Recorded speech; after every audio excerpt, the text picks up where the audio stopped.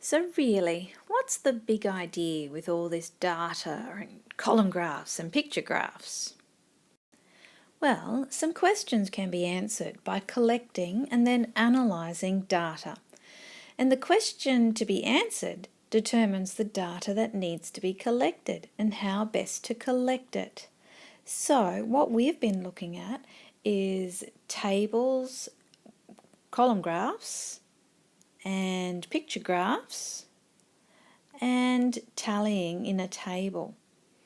So these are just some of the ways that data can be represented visually using things like tables and charts and graphs. The type of data that you want to collect determines the best choice for you to use in your graphing. Graphs are a powerful data display and they can quickly reveal to you a great deal of information that you're after, especially information to answer questions that you have about the data being collected. First of all, it's important to come up with a question that you want to ask to then go and collect data on. Let's have an example of a few questions. I could use my example here of my Toy Story picture and ask, what is your favourite Toy Story character? And I'll show you how to do one on that, but I could also do questions like, where do you sit at lunchtime? What's your favourite flower? Who is your favourite comic character? What's your favourite subject at school?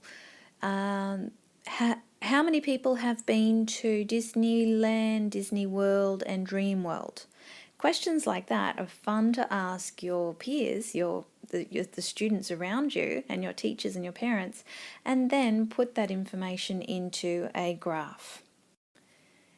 In your next activity, you are going to come up with a question that you would like to ask to survey the other students around you. So just like me, I've come up with, who is your favourite Toy Story character? Woody, Buzz, Jessie or Bullseye? And I would go around asking the class who was their favourite and tallying. Now don't forget that when we tally, we do 1, 2, 3, 4 and then we shut the gate 5 for however many votes go in each section.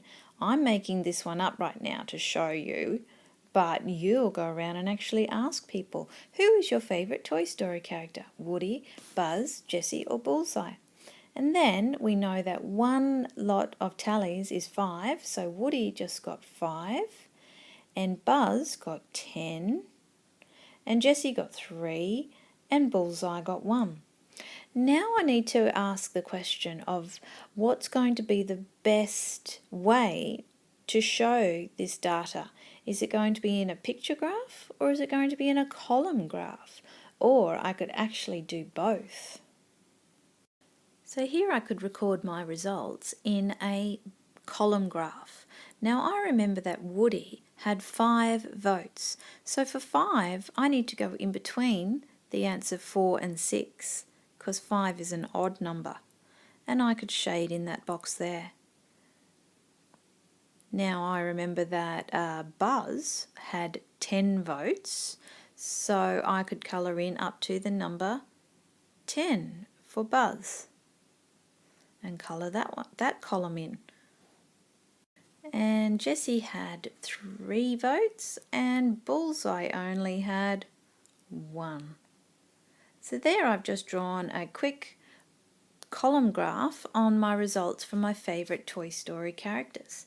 You could also turn this graph into a picture graph and copy the pictures of Buzz and Woody and Jessie and Bullseye into the graph to show how many votes were for each one.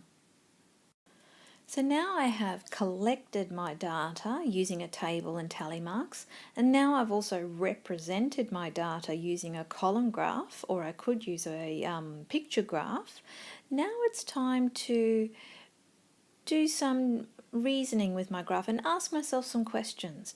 Questions like, which character was the most favourite? Which character got the most votes? And I could see from my graph that that was Woody. No, it wasn't Woody, it was Buzz, wasn't it? So here I'm looking and I can see that Buzz Lightyear got the most votes of 10. But let's have a think of a different question. Which character was the least favourite? And that would be Bullseye. Bullseye, I can see, only got 1 vote. How many more votes did Buzz get than Woody? Well, let's have a look.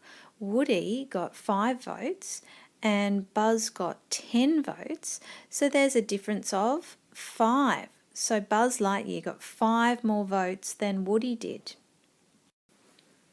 Now it's your turn to think of a question and take a survey of the students around you to find out the tallies for each one, put them into a table, total the tallies, and then decide whether you're going to put it into a column graph or a bar graph. And then finally you're going to ask yourself some questions about your data collection. But first of all, when we're going to ask a question, it's best to refine your question a little bit. You might like to ask the question, which is the most popular breakfast cereal? Well, instead of asking that, we could refine that question a little bit and bring it down just a bit. You could change that question to which is the most popular breakfast cereal among Year 3 students, or even which is the most popular breakfast cereal in 3A or in 3B. I'm going to put this next sheet into Dropbox for you to refer to. So here is your task. You have to first of all think of a question that you would like to survey your classmates on. Tally their answers in a table. Decide if you're going to display your data in a picture graph or a column graph. Make your graph and then write 4 questions or more that another student could answer about your data. Here I've written my 4 questions. So my 4 questions look like, which character had the most votes? Question 2, which character had the least amount of votes? Question 3, what is the difference between the most popular and the least popular? And how many students voted altogether? This is just an example of some questions that you could do on your question.